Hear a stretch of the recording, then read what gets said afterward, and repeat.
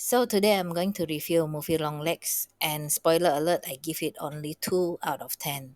Unlike popular opinion outside who praise it higher than whatever and compared to Silence of the Lamb. Please don't, because this is not Silence of the Lamb or anywhere close to it.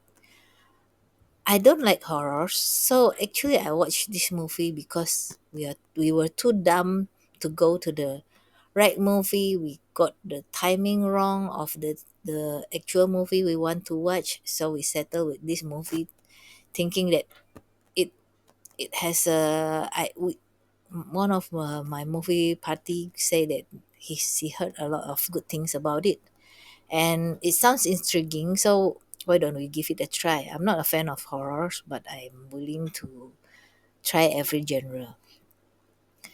So I have a lot of problem with this movie, and it might be my personal opinion, but I think some of you might share it. I like good thrillers, I like good crime, I like good fantasy. I don't mind necessary gores. Actually, one of my favorite TV series is Hannibal, and I think is done beautifully, is smart. The gore and the violence are emphasizing the story, helping with the story. It's not given by blindly just for shock value, which I don't appreciate. Okay, anyway, Longlegs starts with the interesting settings and narrow screen for the flashback is actually a squarish instead of wide like what the movie format now is out nowadays. So I was thinking, oh, this is quite nice. I like the setting. I like the classic uh, feel of it, and I like that this is a flashback, and they make significant differences about it. So I was excited, especially when they start to talk about the courts. I'm I like readers. I like nerdy stuff. I like courts. I like to pretend to solve murder. I think I like Sherlock Holmes. I think it's interesting. So these two things actually capture my attention, and I give it um, my full undivided concentration to digest this movie. However, too bad it didn't last long. I tried to continue giving it a chance, but eventually I have to sum up this experience with two words. I was bored and I was annoyed. I have my reasons, and one of it is first the freeing music. I know horror movie music is designed to be hateful.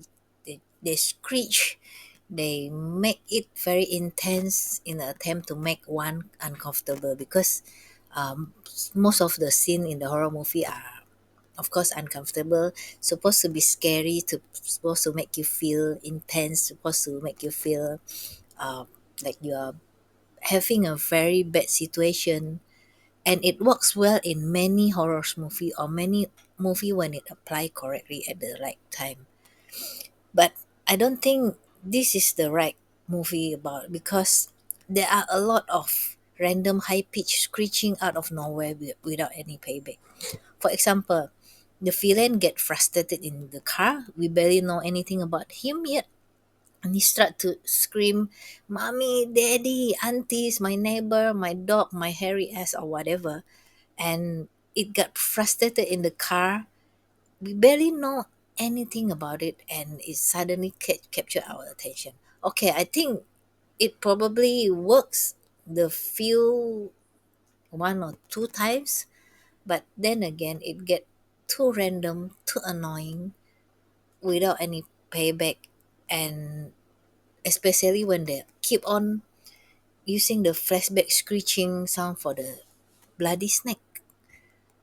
There might be a more interpretation about it, but outside the movie, I don't think that any audience who go especially to see the movie understand what it's meant to be. And as a movie itself, it fails if you need other sources for the audience to understand what it is. So I think the snack flashback, the reddish, the uncomfortable scene appear at least maybe 5 times at least. But I didn't see any significant in the movie, and I actually pay a lot of attention to it. Okay, I'm sorry I didn't read anything outside this movie, but that is not what I'm supposed to do in reviewing this movie, and in it fails to me. It fails. I think the music is too annoying and inserted at the wrong time, and it's just for the something that doesn't enhance my experience, actually make me feel very annoyed. And then the second reason why I don't like the movie is there's no coherent storyline with a good payback.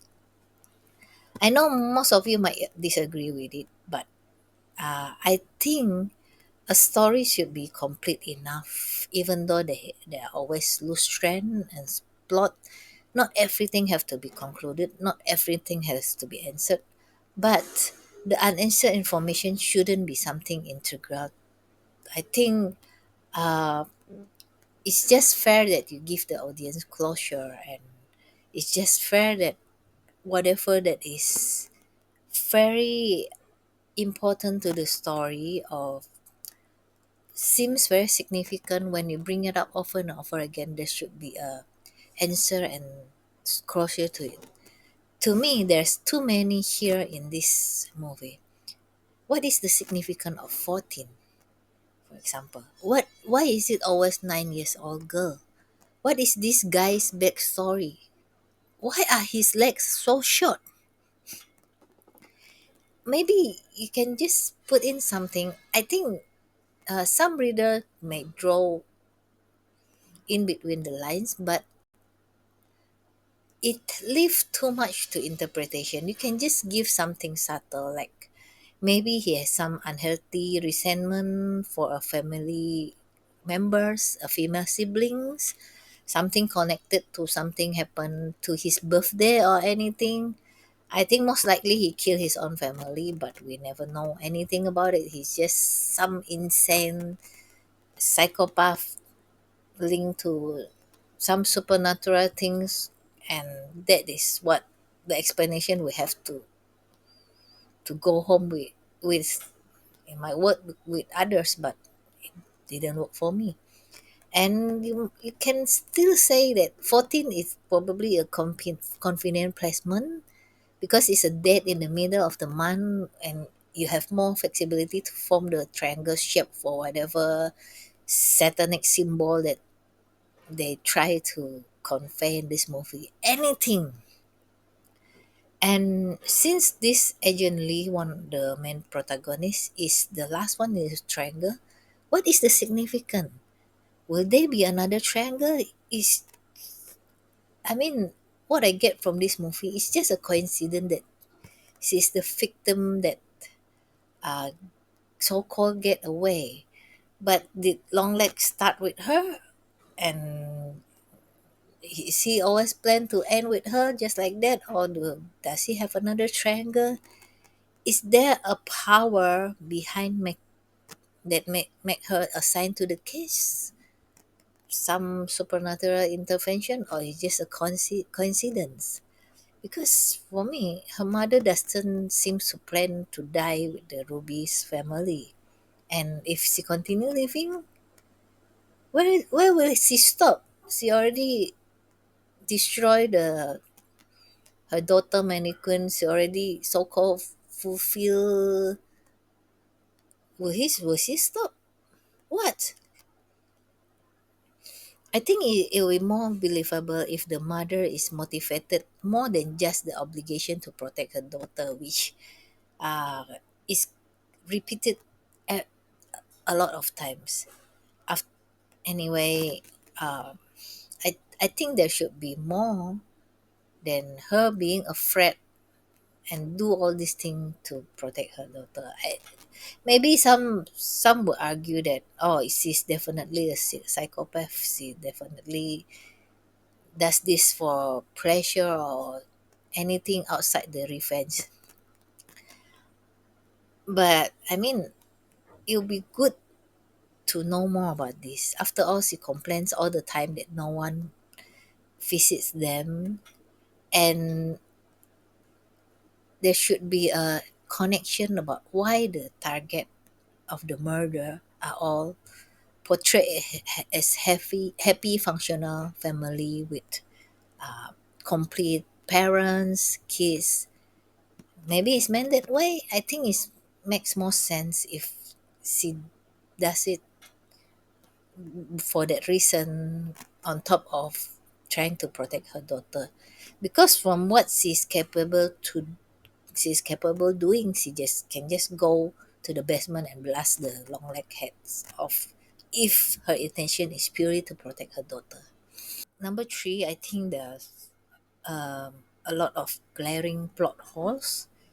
Of course, saying this based on me not having actual experience, except some weird knowledge I know along the way. However, I keep my mind open, and I don't mind to change my opinion, but maybe most of it because I'm getting overly critical as the movie goes along. There's one time in the scene when Agent Lee actually put all the files and document, the pictures on the floor, and there's one thing that caught my attention. There's written there three things, and one of it is no DNA. Okay, one of the three biggest points here, uh sorry, I repeat myself, caught my interest because I assume the murders happened soon after the nun visit, which is her mother. Most likely, she stayed there until the murder is done because they never mention all this evidence, all this crime scene never mention the presence of a big ass dolls that look like the murdered daughter. I think that should caught any detective attention, right? Especially when it's repeated. So my assumption is the doll is no longer there. Maybe the nun or the killer or the mom collect it back, destroy them somewhere, because I also don't see them in the basement where Longlegs live. I see a couple of dolls, but they are, I think, half done or not. Does don't represent the murdered kids. So if she does that, seriously, is it seriously you cannot find any DNA? I know that technology is not advantage, but there must be some materials from the dolls, some fabric, some strand of string or whatever, footprints that don't belong there, which is from the nun, disrupted blood splatter. After all, we in one of the scene we see the nun bloody, and I mean, if you kill someone and the blood splatter hit a object and then the object is not there, this pattern is not accountable for. There's something missing, and there should be an investigation based on it. And I'm sure, however, we see how the nun present herself. I can't believe there's no DNA. There might be a big box dragged around, put on the furniture. We also saw a door being stabbed. You know how messy it can be, even though there is not the living things, but everything, like a strand of fabric or whatever. Surely there should be something, or this is the sleaziest investigation team ever. But again, I think they are not a good investigation team because they don't know anything about crime scene preservation. Again, this I'm not an expert. This I'm not. Sorry, I'm not an expert. My this stupid review is based on what I have seen, actual crime story, movies, or whatever shit that might enhance my knowledge, but I hope not in the wrong way. One thing that I know, the a crime scene should be preserved. You don't invite people coming in without, I mean, just like that. And what they did here annoys me a lot because apparently the movie maker seems view it as a germ because they build it up repeatedly. So there's a murder in again, and apparently this family is only discovered sometimes later, which make the condition of the corpse bad enough. So they escort agent Lee into the crime scene and repeatedly want her to be prepared with the body's condition. First of all, I think an FBI agent, especially one trained in investigate murder case, should be able to handle it. It's probably nothing to them, probably Thursday to them.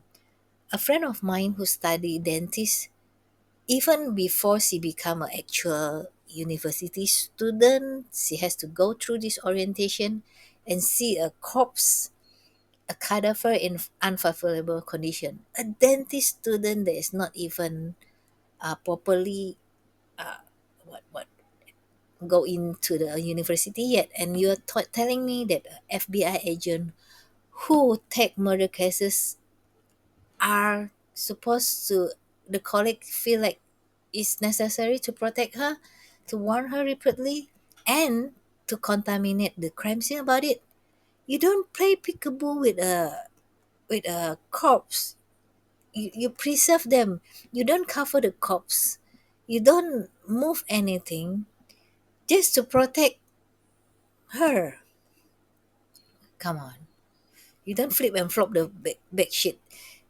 You take away a lot of evidence from it. You contaminate everything.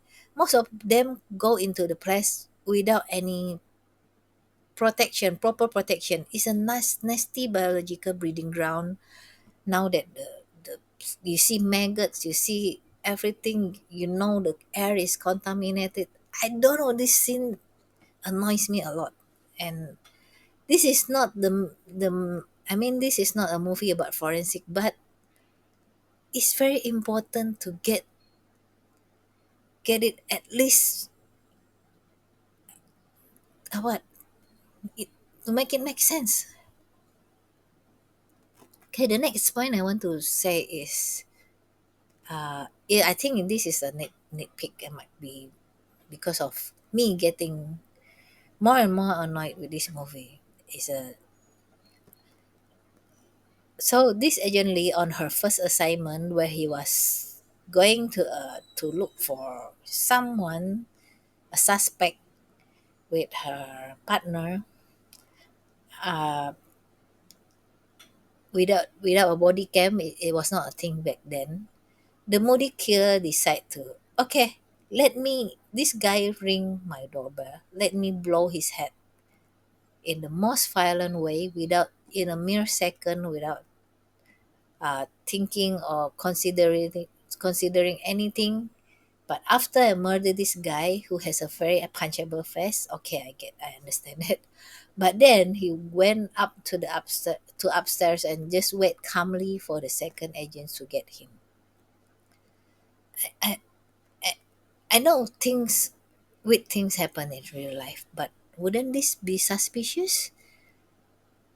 She has nothing to prove. She might not have anything to prove that that is what happened. I wouldn't say that they will blame her, but this is the case that lent her a gig to investigate Longlegs. Come on, you don't have anyone else. This is barely impressive. I think maybe she has a gift. Maybe she's protected. Maybe there's some intervention. Maybe the guy's face is so punchable, but that doesn't make. I mean, if I'm the supervisor, I'll most likely pay attention and be careful with this new recruit instead of assigning her to a very important case.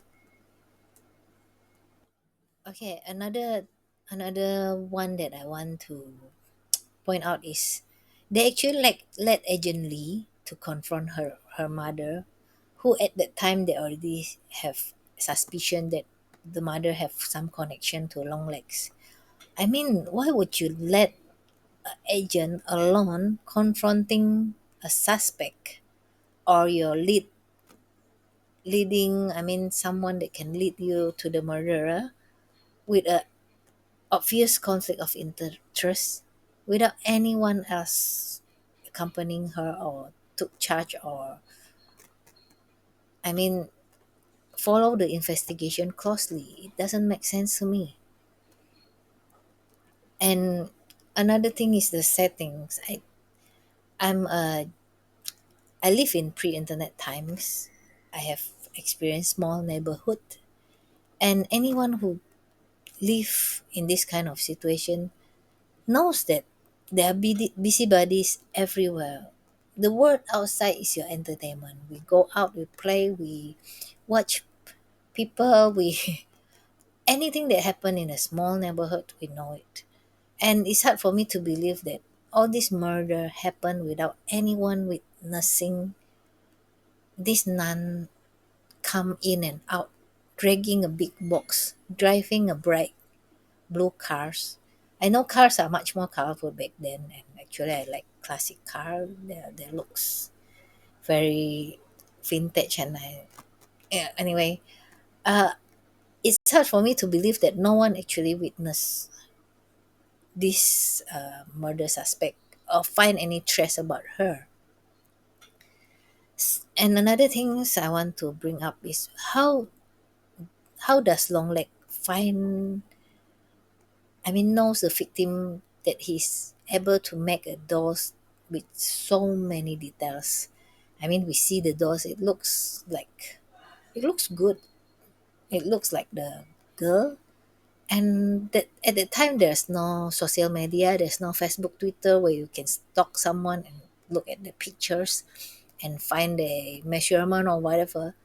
So my only assumption is this happened in the church. They probably attend the same church, and I think it's easy enough to get information like birthdays, addresses, and you can observe someone because eventually you will see the same people, and you can look at someone without raising any suspicion for however long the mess will take. But what I can't comprehend is if they're the champs. Uh, I would I wouldn't say that the churchgoer will recognize Longlegs or would be suspicious of him.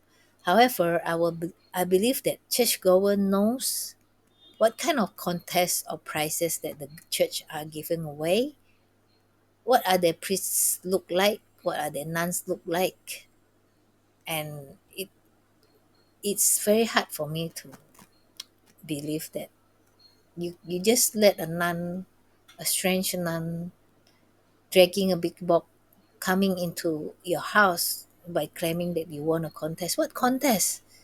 And okay. Okay, the next one is definitely nitpicks. Maybe this is the weird ASMR things, but I swear that agently rigorous beat breathing when investigating a crime would kill her one day. It's like she, she's giving away her position, everything with come on, don't make it so too, don't exaggerate it that much. And then similar to the maggot scene, this scene is ridiculous to me and feel forced. So please correct me if I'm wrong. This is the scene where the long leg kill himself. I don't know, but I mean, you don't really have a lot of blood at the front part on your face, I think. To and it will be very hard for you to kill yourself by banging your head face first. You have to. It will be. I mean, most probably you'll pass out first before you die, and there wouldn't be as much blood. And y- I think this is it feel forced because it want to give you a shock value. It want to uh, give you a gory scene maybe, but this is, I mean, to me, I want to laugh at it instead of feeling afraid or feeling intimidated. Okay, I think this is definitely nitpicks. Anyway, the next part is I don't think Agent is a brightest crying in the box. I it applicable even to ordinary people. What do you do when you hear suspicious sounds and shadow outside your house? Okay, one of the smart thing she did, the only smart thing she did is to turn on the light from the outside. But then again, she never turned off the light on the inside. You know, you are. It's very hard to see your target, and it's very hard to protect yourself when you light up like a UFO. You know that when you're staying in a glass house at night, people can look at you, and because you're bright and the outside is dark, turn off the lights. It gives you two benefits. One, you can see better and not be seen from outside. Okay, there's three. The third one is that if the intruder is in your house, you are more familiar with the interior of your house, so it gives you advantage. And invest of curtain, damn it. So then, what does he do? She leave the safety of the house to investigate outside. They say horror movie don't work when the characters are smart. But usually horror movie involve annoying teenagers, not FBI agent who's supposed to know all this standard procedure or whatever. Yeah. Anyway, I think I've said it all. Except for the cinematography, which I appreciate. I'm very disappointed with this movie. I know it's a unpopular opinion, and but this disappointment is genuine because I have zero expectation to begin with. I don't expect anything good, so I'm coming in objectively, and it's probably me who look at all these things instead of trying to enjoy the storyline because I'm not entertained by the storyline itself. And then the third act with the supernatural being the solution kind of ruins everything more to me. I mean, if it has to be, anyway, this is a horror movie after all. Build it up, on it up. I mean, don't make it, I mean, don't make it as a solution, as a last part solutions, which, I mean, is disappointing. It's ruin what you have built up. It, which is not much, but it kind of, the solution that easy solution, a way out. And whoever compare this to Silence of the Lamb, please don't. The Silence of the Lamb is a different class. Is don't infuriate me more. I don't know. I mean this movie have actually have a lot of potential to be a good thriller or even horror. But unfortunately for me it falls on its face on the table with a broken prosthetic nose and a messy wipe up.